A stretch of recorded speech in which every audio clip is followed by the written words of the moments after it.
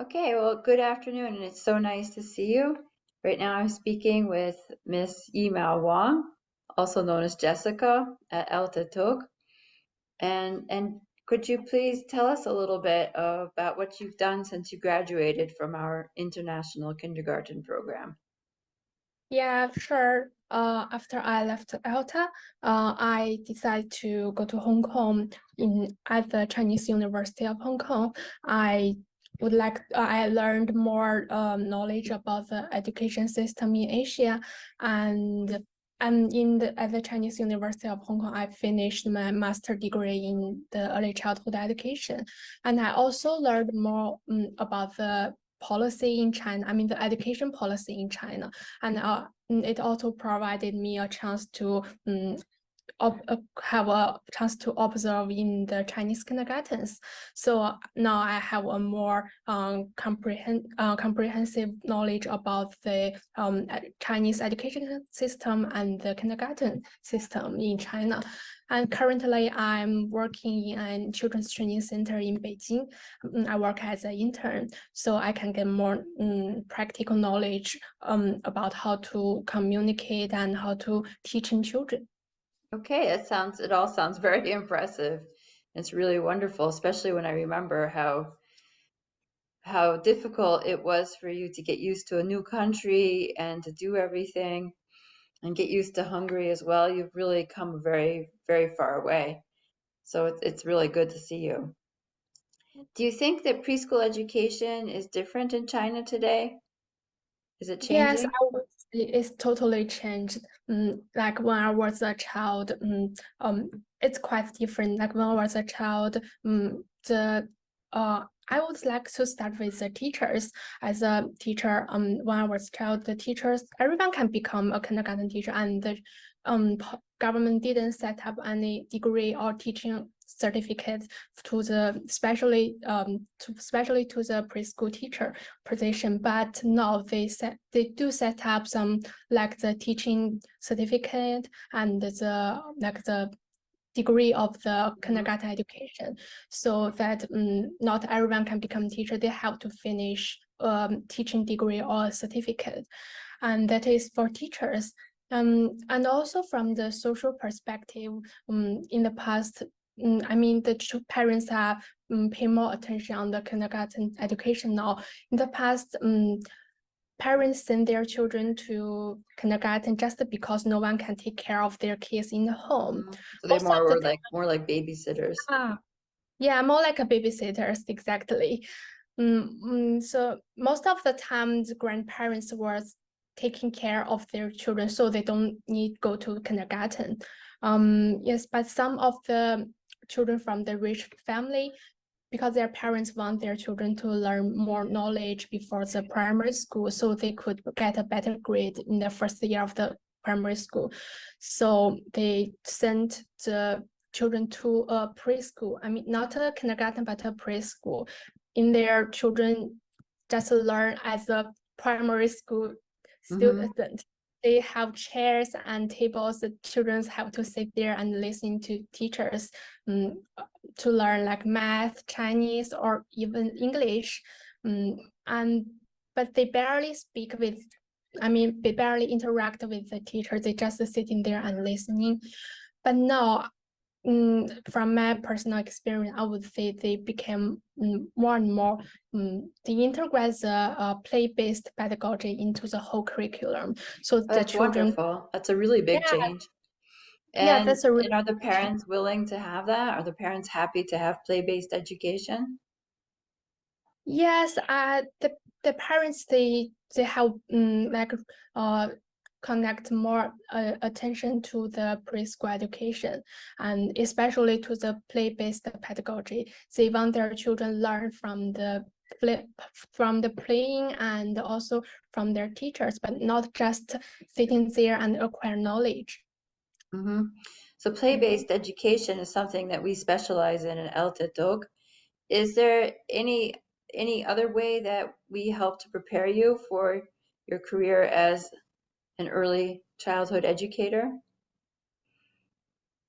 Yes, from the theoretical perspective, I learned different development of children, like both physically and psychologically. So if there's any problems or issues happened on these children, so I could recognize it if there's any problems. Okay, And that's also important.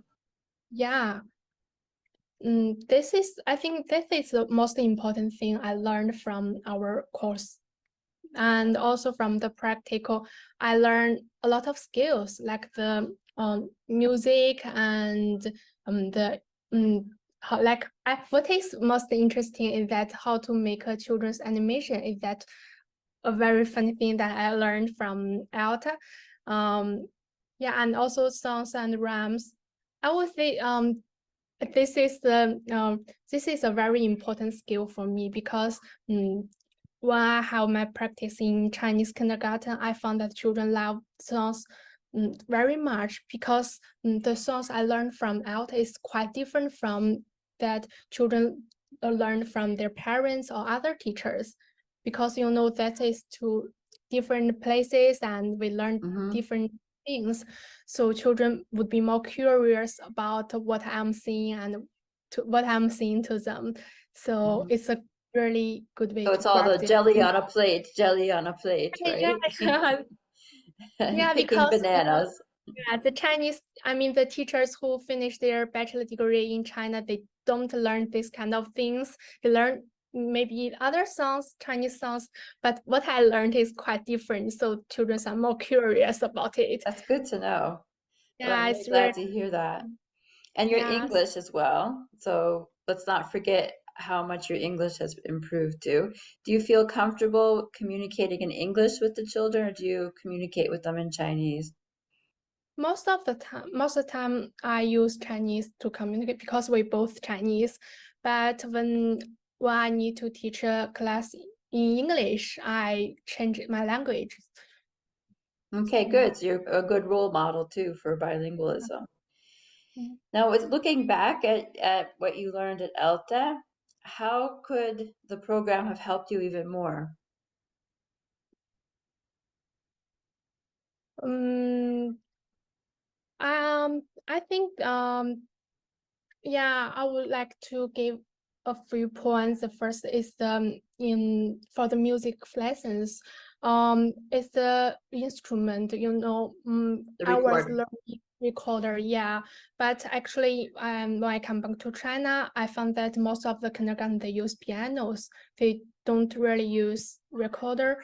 And yeah, fortunately, I can play piano because I learned it when I was a child, so I know how to play the piano, and so I can use it. But if I don't have this skill, it might be a problem for me. It's good to know. Also, yeah. So if it would be great if we could choose what instrument we would like to learn by myself. But And the reason we have the recorder is because it's inexpensive and it's a basic instrument that it's much easier to learn than the piano. yeah. But I learned from my colleagues, and they told me when they study in their bachelor, they use the electronic piano. I don't know, it's cheaper, I think. A synthesizer. Yeah. That's a good thing to know. Yeah, and the second one is probably my Hungarian, because when I was in my last year, I finished my practice, and most of the time children were speaking Hungarian in front of me, and I didn't know I didn't know what they are talking about, so that might be a problem for me. Yeah, and We this do I offer think. some classes now in Hungarian, but we're also trying to help students as much as possible in the practices. Yeah, but you know that learn a language is not a really easy thing, and so we cannot know how to speak Hungarian in just 3 years. It might be a long time, so probably we need to learn more Hungarian. Yeah, and also it's Yeah, it's about the parents. I mean, I never joined the parents meeting, but I found it's always happened in the Chinese kindergarten. They always hold the parents meeting. Okay. Yeah, they like parents meetings. They think it is a way If you to. remember, we did that in English class. We had a dialogue about holding the parents' meeting. Yeah, but it is, I think it's not enough for me because when I have in Mhm. my practice, my mentor told me that because I'm just an intern, so I cannot like get in touch with their parents directly.